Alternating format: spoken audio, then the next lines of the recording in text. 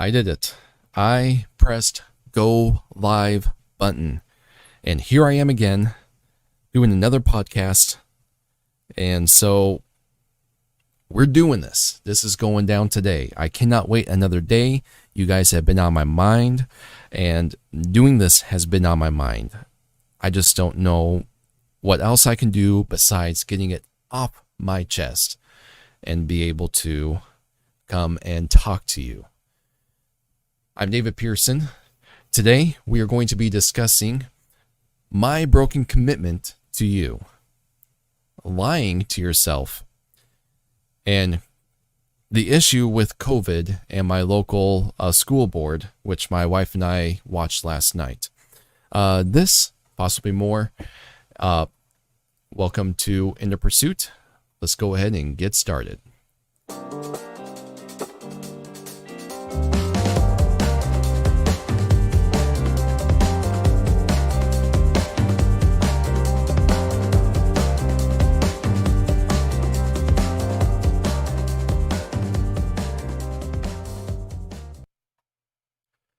So this is an opportunity for me to come on here and really speak my mind, but to get things going again. It's been a long summer since I have come and done this podcast. It was unintentional.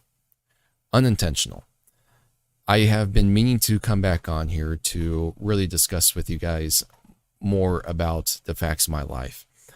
But let's face it. There are some things that have gone on down, and I've used them for an excuse to not come on instead of coming on to speak to you and to share my thoughts and point of views with you.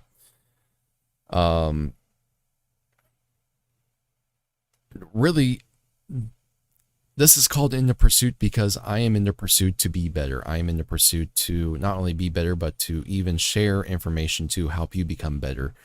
And in the beginning, when I started sharing these things there, I talked about my recovery process, my injury and my recovery process from a brain injury, and how I got from there to here. Now, there's still some things I'm struggling with. There's still some discoveries that I'm making, but let's face it, I am not a health expert or a health professional. There is no way, absolutely no way, that I will be able to keep on talking about these things. But I can talk about my own personal experiences in my journey, things I'm learning throughout life, and hopefully it can make you a better person. First off, let me say I am sorry for breaking my commitment to you. Last time when I was on here, I got overly ambitious, should I say, on saying that I am going to be doing 2 or 3 of these a week. And I never followed through with that. Actually, it's not that I wasn't going to follow through with that. I did create another episode. In fact, there is a floating episode. Maybe one of these days I will go ahead and show you a glimpse of what that episode was. But as of right now, I'm not going to do it today. I don't have those clips ready for you. So it was pre-recorded. I took my cell phone out with me, and I decided to take you guys on a run with me. I went out to go and run on one of our local trails. And when I did that, I got started off just fine. I got the headphones in. It was like, great. The headphones were connected to the phone. I figured it was going to go ahead and work out really well. The thing that I didn't plan for was for the wind. I didn't think about the weather. I didn't think about the obstacles that I would face. I ran a test of the audio, both on the headphones and on the phone. I did not check what the quality of that audio would have been. I had the headphones in. I went on my run. After my run, I got at the end of the trail. I popped back on the phone, ready to talk with you again. My face was beet red. Sweat was coming down my face. Sweat was coming into my eyes. The product that I had in my hair is just dripping into my eyes, and my eyes are just stinging. And it's the pain that I felt. The clips of this video, I could barely open my eyes and can barely look at the camera, and here I am chatting away, and you can see my struggle in this. I seriously could not. After I reviewed this video, I could not give it to you. I was about ready to do it and make jokes out of it, but the quality of the audio was very bad. You could hear the wind over my voice. You cannot listen to a thing. And I thought that I had some pretty good points going. I continued on the discussion of faith this last time, where faith without works would go ahead and boost up your life in a way. And so it was probably good that I did not present that to you in its current state. But if I did, if you enjoyed listening to any of my previous podcasts, I know I'm young at this. I know that this is a young podcast. And if you're listening to me, thank you. But that would have been the biggest turnoff in your life. You're like, what is this guy thinking? Personally, I really couldn't do it. Forgive me. That was one of the discouraging points as to what kept me from doing it. But I was going to go ahead and return.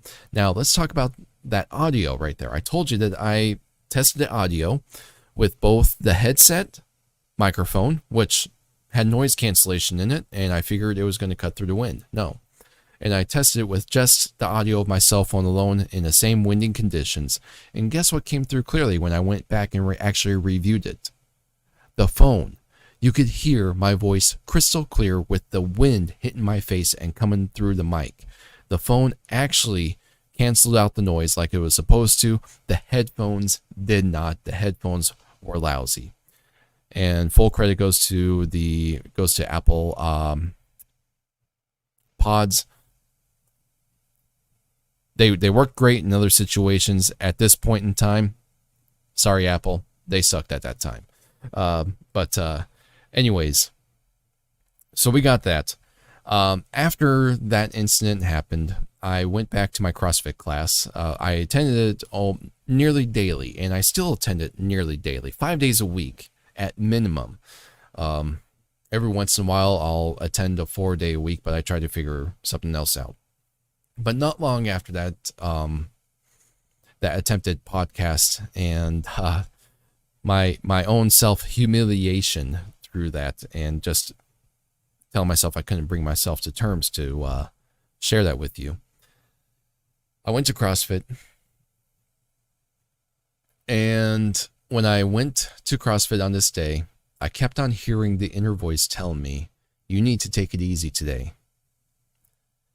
And of course I tell myself, and I know this inner voice very well, when it really comes and hits me like this, and it's not really negative, but just say, hey, take it easy today. I listen to that as a spirit of God, but sometimes I fight back and push back against it. It's like, no, I'm not going to take it easy today. Well, my goodness, I did the full weight, required weight for deadlifts. And after deadlifts, I started feeling some vibrations go through my leg there and my pelvic area there. It's like, well, this isn't normal.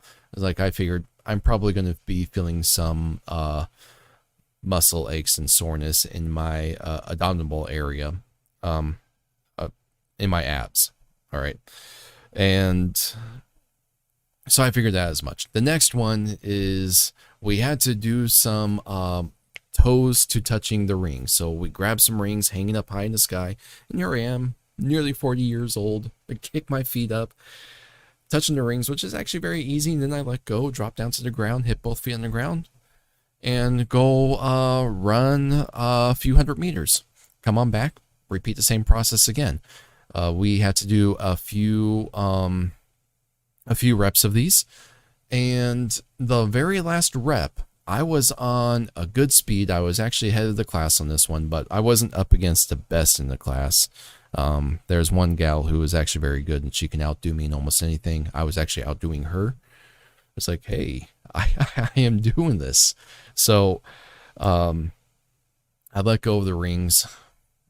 When I let go, I landed on one foot. I didn't land on both feet. And because I was so much in a rush on completing this and I saw myself ahead, I felt my whole body shake up.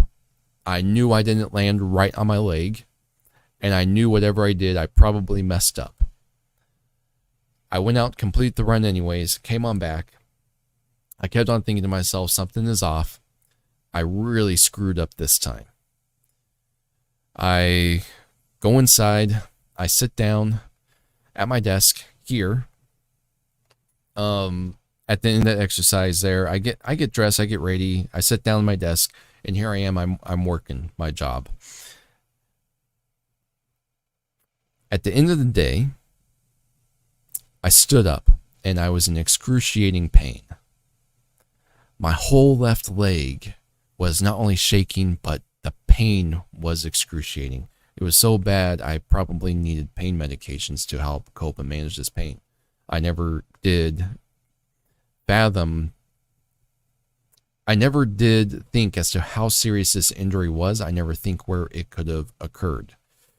I thought it was something that I could have healed from, but the pain would not go away day after day. The pain was excruciating. Sleep was horrid.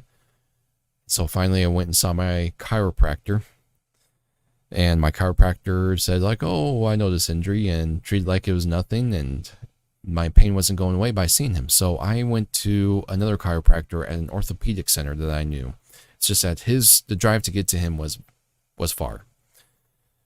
And once when I started seeing him, he had me get an x-ray, and he saw a couple of inflamed discs, and he flat out told me that if I did not stop exercising right now and rest, I would have to go in for back surgery. I would have to see an orthopedic surgeon and have work done on my back, and I can count my CrossFit days over. Like, okay, crap, I screwed up. Thankfully, I didn't. He was on edge because he was worried that I was going to injure myself even more than what I did, and I was, as far as he knew, done. It could have been it. And so what I did, he didn't make any adjustments that day, but he had me come back in the next day, and I've been seeing him since almost daily. Now I'm seeing him once a week there. Things have gradually kicked off. My back is still healing. It's a slow process of healing, but I'm getting back better there. But he's been getting on me a lot to just say, not just say, but he was getting on me a lot to take it easy. And I've been trying to get back into exercising, but do it very slowly, very easy. He never liked what I really did to start off with, but I listened to as much as I could. To keep my brain going, I have to do the exercise. And so I was trying to do what I can and justify to myself, because I was even stressing out with the lack of it for some period of time. With that also led to some discouragement. I was embarrassed about that injury. I didn't know how I was going to come on back and talk to you, especially with the amount of pain that I was facing at the time. The healing process is almost done. I probably have about 2 more months left. I don't feel pain anymore, but I have 1 inflamed disc left, and it still gives me issues from time to time. So I'm doing what I can and trying to help bring that inflammation down and let my body heal. So now with that out of the way, that of course was just an excuse as to why I didn't come on back. But I had allowed things to eat away at me with this. I hurt my chances with CrossFit on becoming better. I didn't listen to myself. I didn't listen to the spirit. I didn't listen to myself to slow down when I needed to. And as a result, I've allowed myself to go through some discouragement. I've also saw some more big blessings in my life from God as a result of that injury. And that's a story for another time. But there are some positives and negatives that came out of this. The reason why I'm coming here to you now, and that I have to get this thing kicked off right here now and get this thing back up and going to speak to you, is that I need to do this again. I feel like it's a part of my life. I have been looking at my work. I have been looking at my self-employment status, and it is self-employment. My company is officially an S Corp. As I explained before, I used to have a staff for my marketing agency. Now it's just down to me, and I'm trying to work things back on up to where I can have a staff again. But these times for my company, for a small agency like mine, it's difficult. So I get to retain a CEO status in an S Corp without the staff. So I just feel like, man, how's this going to be done? But things like that will come back up. Now that that story is done, I'm going to be jumping off to the next subject here. I've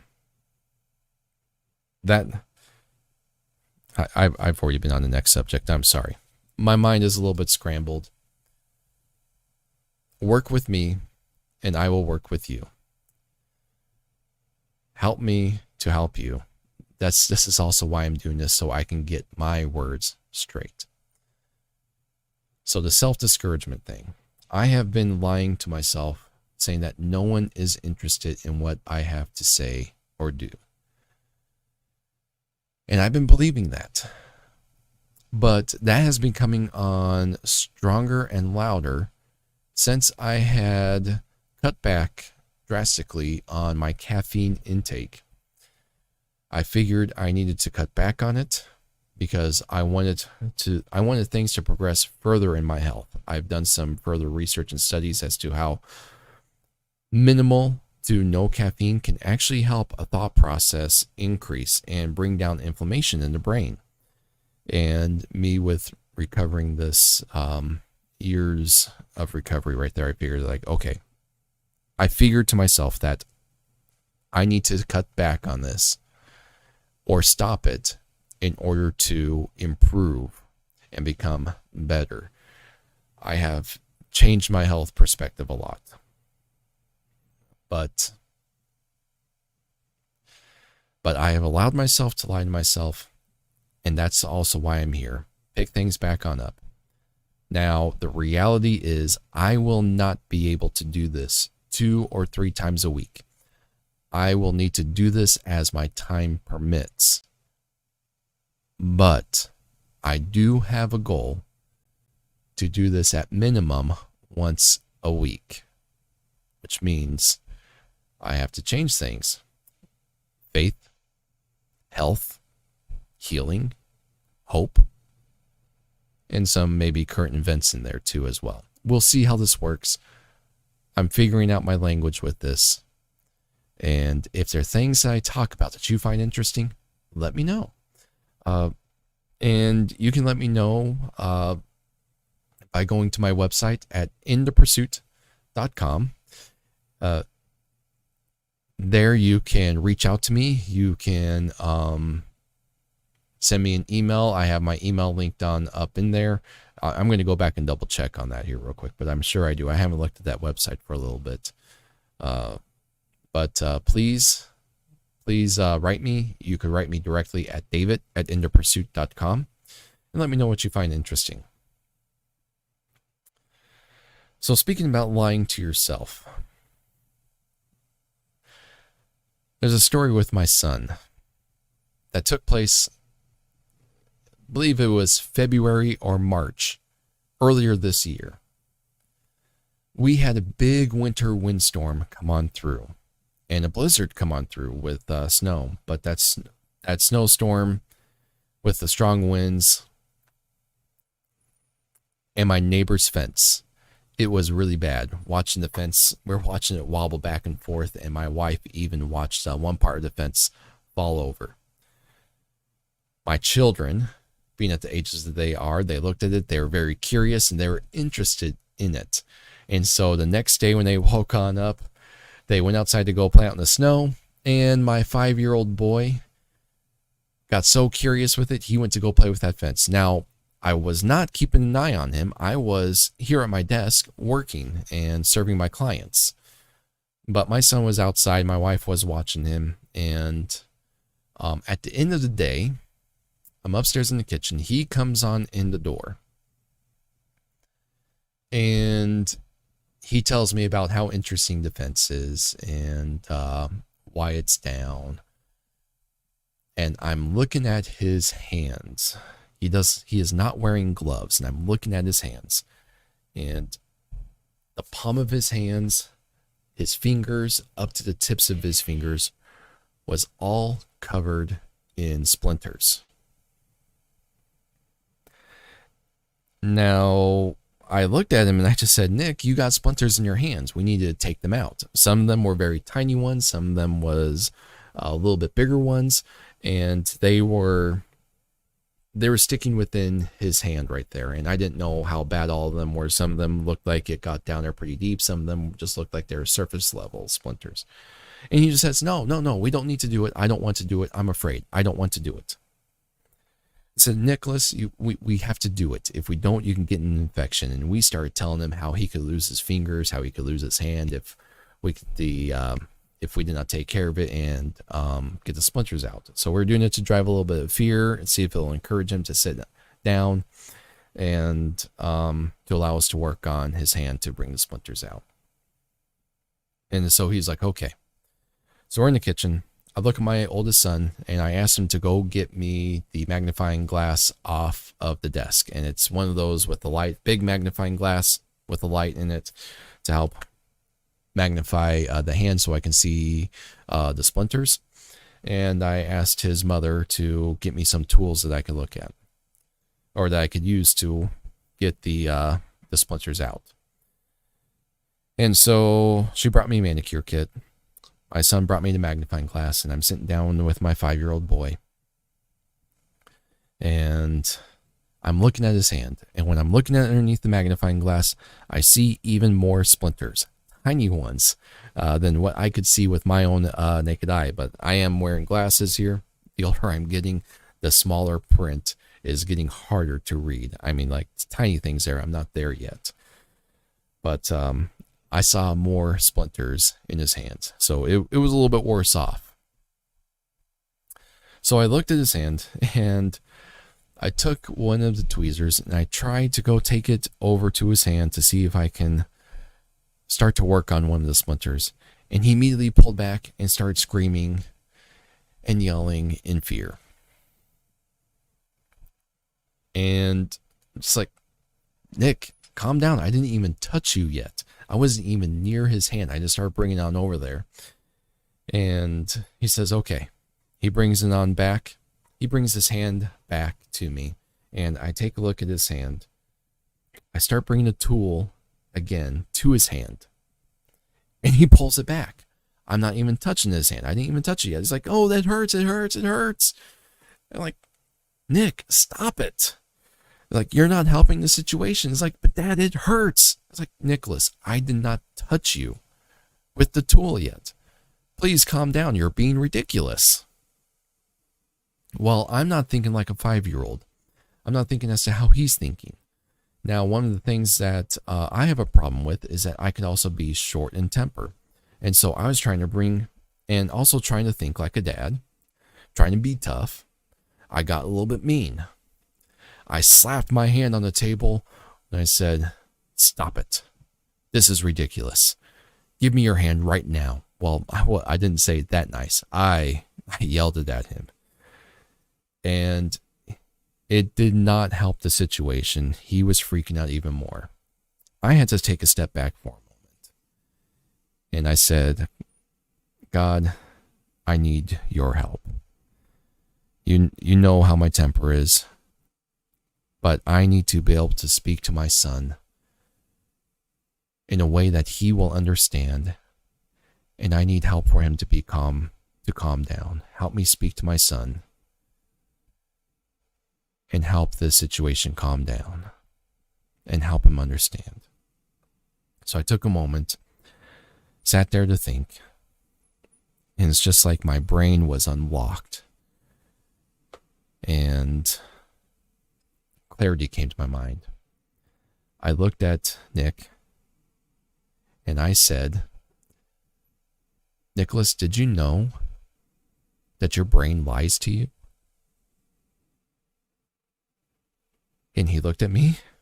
He said, your brain can lie to you? I said, yes, your brain can lie to you. And then I went to go and describe to him about the brain. It's like, the brain is a powerful force. It's a powerful force in our body. It tells us what to do. It tells our body when to breathe, when to swallow food. It tells us how to taste food or what food tastes like. And it can also tell us, and it's also a great protective mechanism. If it sees danger, it's going to tell you, hey, you're in trouble. So it's going to make your body react. It's going to make you scream. It's going to make you scared because it sees something that can hurt you, and you're going to want to protect yourself with it. So your brain is doing that. Now, when I try to take the splinters out and I haven't touched your hand, your brain was telling you, uh-oh, there's a tool right there that can hurt me.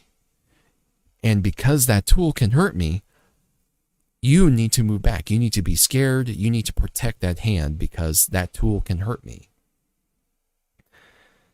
He's like, really? Like, yes, your brain is telling you to do that. But I know how to use this tool. Now, if I use this tool in the wrong way, yes, I can hurt you. But I know how to use it. And because I know how to use this tool, your brain is lying to you. Your brain is telling you this tool can hurt you, but it does not trust me, where I am holding the tool. Now, because you're doing that, you are thinking this hurts already. So you're telling me how much it hurts and how much pain is coming out. But I did not touch you yet. And because I did not touch you, does that cause pain? Says, well, thought there for a moment. No, it doesn't cause pain. I said, well, that's your brain lying to you. Your brain told you it's going to hurt, so you're already reacting to it like it is hurting already. After talking to him about this for a little bit, he calmed down. And I said, Nicholas, if you tell your brain that this will not hurt, you talk back to your brain and you tell it, this will not hurt. It will not hurt. Now, sometimes it will hurt. Sometimes there will be splinters that will cause pain, but it will not be as bad as your brain thinks it is. So you tell your brain it does not hurt. So he said, okay, Dad. Okay. He gave me his hand.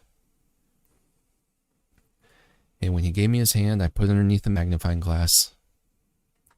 I took some tweezers. I even took a blade too. And it's not that I didn't have a blade on me. I did. I took some clippers as well and a blade. And I started scraping his hand. And I would scrape it. And he was like, Daddy, that does not hurt. It's like, good. That does not hurt. So I started working on some smaller splinters, some lighter splinters that were more closer to the surface of the hand. And I would scrape the splinters away. And as I scraped them away, he would be excited. It's like, I didn't feel that. It's like, good. That's good. It's like, now, Nicholas, this one is a little bit deeper. And because that splinter is a little bit deeper, I need to dig in a little bit. This might hurt you a little bit, but you tell your brain it doesn't hurt. And so I'm doing it. He's starting to have tears come down his face. And he's just like, this is hurting. He's like, I'm sorry, Nick. I have to do it. But he is holding strong, and he's being strong. I pull the splinters out, and the both of us are in tears. And he is laughing. He's like, Daddy, my brain was telling me it was going to hurt a lot, but I told him, like, no, it doesn't hurt. And because I said it doesn't hurt, it didn't hurt as bad. Like, that's great. That's terrific. And so we did that. I took out the splinters, and we were laughing, we were crying, and we celebrated when the very last splinter was taken out of his hand. And he was telling me how much he was telling his brain it did not hurt, and it did not hurt as bad. And from there, his mother is like, do you know how often your son shares that story with people? And I didn't realize that he would share the story, but he would tell people about how your brain lies to you and how you need to tell your brain what to do and about that story. And so it touches my heart. I was guilty because similar situation. I may not have had splinters in my hand that prevented someone else from working on my hand to pull them out, but I was giving myself some self-discouragement there. And I know you do too. Everyone, I'm not the only one that does this, but everyone tends to lie to themselves frequently. And if we listen to that part of our brain too much, we tend to believe it. And we tend to believe it so much that we create scenarios of things that are possibilities but have not happened, have not yet happened, and may never happen. But we create those possibilities, and it discourages us from acting in faith. It discourages us from believing in ourselves, from believing in God, and from trusting that no matter what we do, we can succeed. Is there an audience out there for me? I believe there is. And I just have to ignore that other voice that says, there isn't anyone for you. No one's going to want to listen to you. What are you telling yourself presently? What are you telling yourself presently that is keeping you from doing what you want to do? Are you lying to yourself? I bet you are. And with the same principles of that, of the splinters in the hand, will you act on it? Will you tell yourself it's not going to hurt as much? Or will you tell yourself that's a lie? That is a bold-faced lie. And I do not believe it. I'm going to do this instead and act in just the opposite manner of what you're telling yourself to do. That's the only way to really overcome these things. And you know, this is faith without works. No, this is faith with works. I'm sorry. In Hebrews chapter 11, just as in my previous podcast, I went into it, Hebrews chapter 11 talked about the examples of faith with works and the prophets. In the book of James, James even went in depth about faith without works is dead. But if you were to take action, he challenged, said, you show me your faith without works, and I will show you my faith with works. And every time I read that as someone bold. I don't see that as someone soft-spoken. I'm seeing that as someone bold right there. And the only way that things will work out in our life is if we take action. And here I am taking action. Now, we have a problem going on in our midst. We cannot avoid this problem at all whatsoever. It is surrounding us. It is to our left. It is to our right. It is front of our face. It is right behind us. We cannot avoid the problem of the COVID virus that is going around.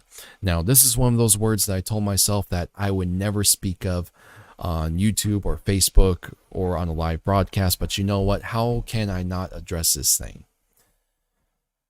It is affecting our daily lives. It is a problem that we face. Now, I'm not going to go into the depths of like the pros and cons of what solutions was proper solutions right there. I'm going to go into how we as humanity are taking this thing so much in that this is also the splinters in the hand. We are lying to ourselves with this, and with this, we are hurting others. Let me tell you about a key word. I learned about this word back when I was in elementary school, and I remember this word, and it stuck with me all this time, and I have been wanting to, not have been wanting to, but it stuck with me all this time, and I see examples of this consistently, frequently, all the time, and it's becoming more prevalent. We cannot escape from it. This word is an actual theory. There is an actual, it's an actual theory with an actual definition behind it. Tests have been ran. I can almost say that it could very much be factual, but this thing does run on the theory line, and we can see prime examples of it. This theory can either be good for us, or this theory can be bad for us. This key word, this theory that I'm speaking of, is groupthink. Groupthink is very simply put. Groupthink is a phenomenon that occurs when a group of individuals reaches a consensus without critical reasoning or evaluation of the consequences or alternatives. Groupthink is based on common desire not to upset the balance of a group of people. Now, groupthink happens very frequently in a work environment. It is to help to come to quick resolutions and keep a process moving forward. It doesn't necessarily that these resolutions is the appropriate answers. It doesn't necessarily mean that they are the wrong answers. But groupthink can go either way. It could be good or bad. We are having an awful lot of groupthink with COVID that is very bad. And it is devaluing human life. It is splitting a nation, not just a nation, but people across the world globally, unlike any other. This needs to be addressed. My wife and I last night was watching online. Recently when this... Okay, so first off, to explain. When my boys' school season started, or the school year started, they started off with no masks. It was announced from the school that we'd be doing the school year without masks, and they would be watching appropriately if the virus infections pick up. Then they're going to enforce a mask mandate again, but they're going to watch and be mindful, which is great. I respect them for that. I am grateful that they just didn't jump into a scare tactic. Let's do mask immediately right off hand. Now, within the first few days of school, people started being reported of infections, of COVID-19 positive tests. I shouldn't say infections. I should say positive tests. There's a difference. As these children were getting positive tests coming on back, we would get notices in our email saying, hey, your boys have been exposed at school. Here's some appropriate solutions as to what to do, which has also caused us to get our boys tested, get us tested, and yada, yada, yada. Life goes on. Okay, not yada, yada, yada. I'm sorry. I should not have said that. But life did go on for us because all of our tests came back negative. Exposure happened. Our tests came back negative. Though our kids picked up what looked like to be a common cold, we pulled them both out of school for a little bit until they recovered from that, as any parent should. We did that. We did not want to be a problem to anyone else. So they healed up. We sent them back to school, but a mask mandate, and it was not just with my boys there, but several other kids within the school district. And we started having the county health department shutting down classrooms. They didn't shut down the schools, but they would shut down individual classrooms based upon the number of COVID positive tests, which is fine. Understandable. The school didn't want to see any more shutdowns, and so the school superintendent enacted a mask mandate policy, which was no surprise that they did kick that back up. And that is not a problem. So finally, the school board addressed this mandate. And when we went back to school, when we watched the school board meeting, we were watching it off the internet. We didn't have anything to say and didn't see a purpose on being there in person. So we watched the live broadcast feed, both my wife and I, because we were curious about it. The school presented an excellent case as to why they should have masks, but there was a problem that they presented there. The problem is that they only presented one case. They only presented one side of the story. You see, when people get any other viruses, and there's multiple opinions out there, and I'm not going to pretend that I am a health professional, which I am not, but everyone is capable of critical thinking skills. And if you went to school and had an education, especially with a bachelor's of science, I'm sure, just as I have been taught, which I hope you've been taught too. You have been taught quantitative studies or testing. You've been taught theories. You have been taught how to do appropriate testings, research, papers. You're taught a scientific method to study, to research, and to enact things appropriately in a work environment, depending upon how you work things out. Sure, you don't have if you don't have a master's degree or a PhD degree, you are taught this at the bachelor's level. I know this because, at least for me, with my bachelor's of science degree, I was taught that. It is things that helps us become better, and to develop those critical thinking skills. But what I saw at the board meeting, which was troublesome, is that they only presented one side of the case. The only side of the case that they presented is that here is a number of COVID positive tests that have gone on up. Now, the numbers started coming on down when we enacted the mask mandate, which I'm fine with. Because when they present those numbers, that's a good case. But the things that they don't take into consideration, which is a medical truth, is that your body does build up an immune system to viruses and bacteria. When it recognizes a virus and it fights off that disease, the cells are trained to fight that off, the white blood cells. I don't know all the technicalities to go jump into that, but this is what I understand. I've heard other medical professionals talk about the same thing. Once when you get the COVID virus, your body fights it off, whether if you show symptoms or don't have symptoms and you survive it and come out of it, you have a natural immunity to it. So they presented a case as to where we've had an upward of a number in their 80s. So when I'm looking at that chart, I'm also looking at that chart as like, okay, that's how many kids have tested positive for COVID.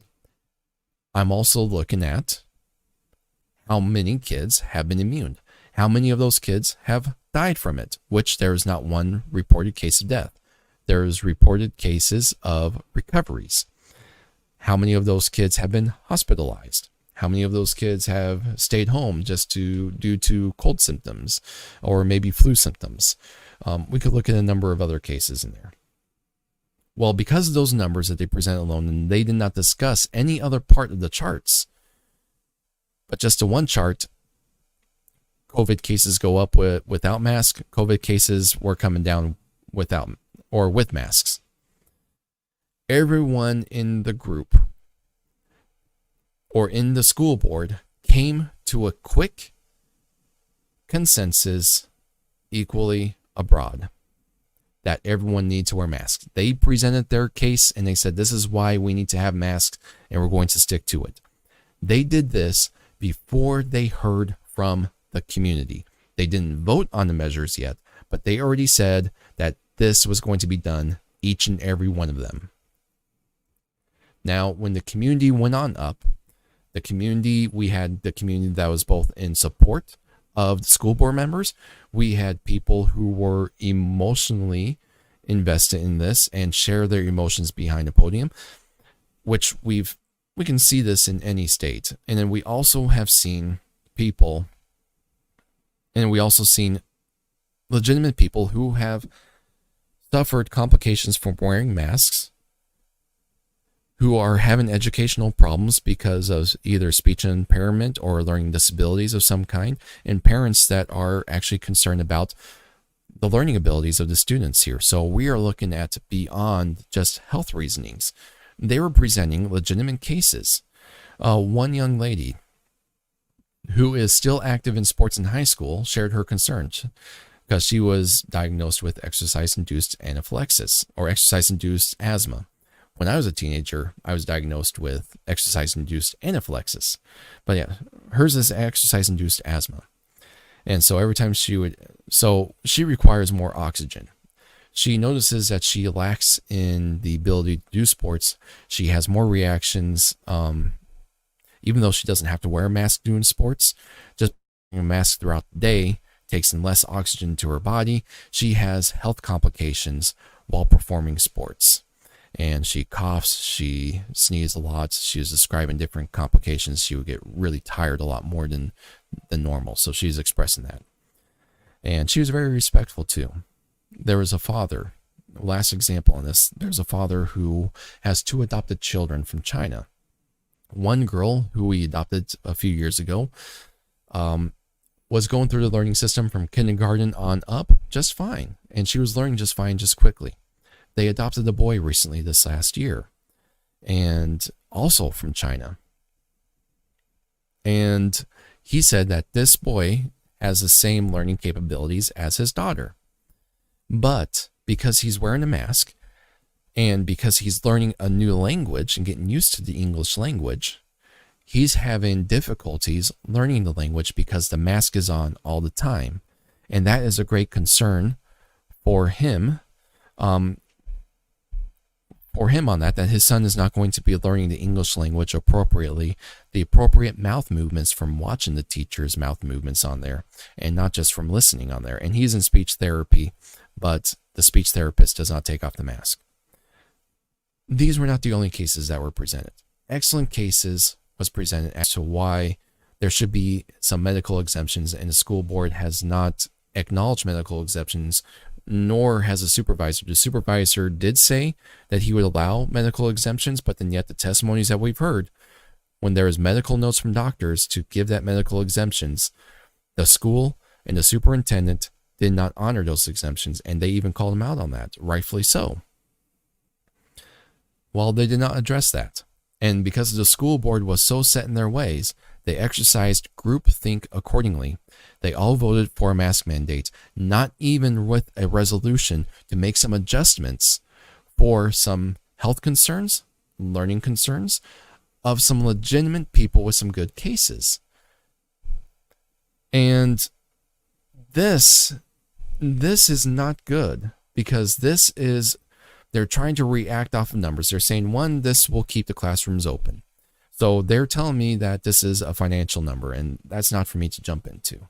Two, they set a precedence that we are listening to ourselves over you, the community. And three, that creates a clear divide within a community itself or a district. This was groupthink used in a wrong way. I can understand where the school board was going to enact such a thing, but they did not listen to legitimate health concerns or learning concerns from people who were being very respectful on that and who presented their case quite clearly, and they made good, solid cases, in my opinion. This is not the only case. This is splinters in the hands. We're taking this too far. There's lying to yourself individually, and there's lying to yourself as a community. Groupthink very much falls in that line. And we're facing other ways on there. In what ways? I'm going to read the definition again, all right? Now, this is just a small definition of groupthink. Look groupthink up, and groupthink as one word. Look it up for yourself if you don't know what I'm talking about. I'm going to read this quick definition one more time. Groupthink is a phenomenon that occurs when a group of individuals reaches a consensus without critical reasoning or evaluation of the consequences or alternatives. Groupthink is based on a common desire not to upset the balance of a group of people. But groupthink can upset a group of people. One last example. This is what made groupthink stick in my head back from elementary school. We learned about the space shuttle discovery with the first woman teacher who was going on up in space. And the space shuttle discovery exploded in the middle of a launch. And one of the reasons why that happened is because groupthink took place. The group of scientists, a group of engineers was discussing the example that was given to us. They were discussing possible problems of the space shuttle, Only one of them saw that there was a problem with the space shuttle that needed to be addressed. But because of the groupthink, because everyone was falling into a consensus, he felt the pressure to give in to the rest of the group and say, everything's fine, everything's okay. And as a consequence, when that space shuttle went on up, it exploded. Lives were lost. People, this is the very thing. Lives can be lost from this if we keep on isolating people, if we keep on imposing our own self-imposed thoughts or beliefs on this. COVID is a very serious thing to take into consideration in our lives, but do not let it destroy your thought process, your relationship with others, or your community. Do not let this thing overrun your life from fulfilling others' specific needs. Take precautions as you will, but do not let this thing run your life or devalue human life in any ways. Your life is not more valuable than the person next to you, nor your neighbor, nor the people 10 houses down from you, nor on the other side of the world. We are all children of God. Jesus Christ said to his apostles, "If ye are my disciples, love one another. Love one another as I have loved you." This is Christ saying it, quoting him, "that ye may also love one another. By this shall all men know that ye are my disciples, if ye or you have love one to another."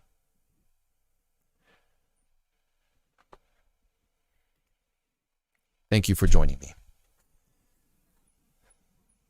Thank you for joining me for this session. I encourage you to look at the good in life.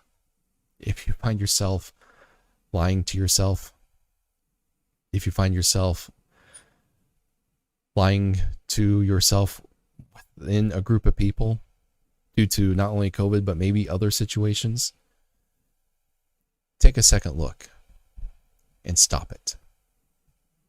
And take the steps to progress, to create healing and happiness. If you do this, God will bless your life, just as he has blessed mine. And you will become a better person. Your neighbors, your friends, and family will love you for it. The only thing to win out of this is the hearts of your neighbors and the love of God. Have yourself a wonderful day. I do appreciate you, and thank you. Thank you from the bottom of my heart for watching.